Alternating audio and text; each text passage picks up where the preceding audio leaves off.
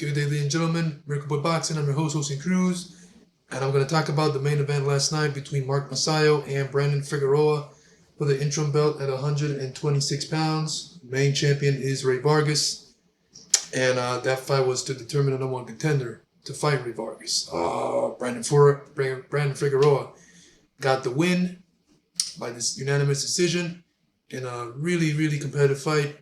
Good fight, guys. Let's see. Brandon Figueroa. Okay, so Mark Magsayo, got wins over Julio Ceja by KO in 10 rounds. He beat Gary Russell Jr. by majority decision. Now he's coming off back-to-back losses to Ray Vargas and Brandon Figueroa. And on the other hand, we got Brandon Figueroa, who beat Luis Neri, who lost a close fight to Stephen Fulton Jr. And now he's coming in the opposite way with 2 wins back-to-back with Carlos Castro now, and then now Mark Magsayo. And about the fight, guys, the fight was pretty competitive. Like I said, the judges may have given it to Brandon unanimously, but that's due to because of the 2-point deductions that Mark Magsayo suffered. I mean, because of holding and stuff. But take away those 2 deductions, you got yourself a close fight. I think those point deductions messed up Mark Magsayo's chances to pull it off in a close fight on the cards, because it looked pretty close until the deductions start coming in, and that messed up Mark. But either way, it was a good fight, guys. Both guys had their moments. Of course, Figueroa, the busier of the two, even though in spots Mark Magsayo was landing his hands, landing good solid shots, especially with the right hand. It was a hell of a fight, guys. Mark Magsayo suffered now back-to-back losses.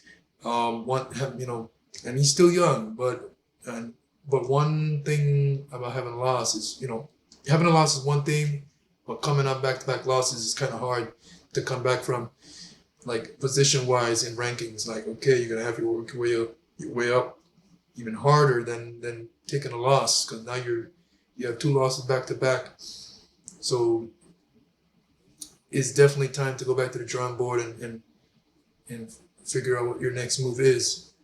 And on the other hand, Brandon Figueroa on to better and bigger things, closer to a world title shot. Matter of fact, like I said, he won this fight, so he's in position to fight Ray Vargas for the featherweight strap at 126 pounds. That's a good fight. That's a good fight, guys. Ray Vargas, with the tall reach, the height and reach that he has with his excellent boxing skills and punching power, trying to keep Brandon at bay with the jab and reach and power shots, because Brandon's going to want to come in and work his way and do some work. That's where he's more effective. So once Brandon gets in, then it's going to be interesting. Brandon's going to be more strong in there. That's his fight on the inside. So once he gets inside Ray Vargas, who's a taller fighter with the longer arms, it's going to be a problem. But once Ray Vargas keeps him on the outside and boxes him and stuff, then it's going to be a problem for Brandon. But it's a good fight. It's likely to happen next. Mark Magsayo, like I said, he's young. He can bounce back, but 2 losses back-to-back is pretty tough. So we'll see what happens. Brandon with a solid win over Mark Magsayo, former champion. We'll see what happens, guys. Pretty good fights last night. Like I said, I talked about the Jared Hurd versus Jose Armando Resendiz fight. That was a fight of the year type of fight.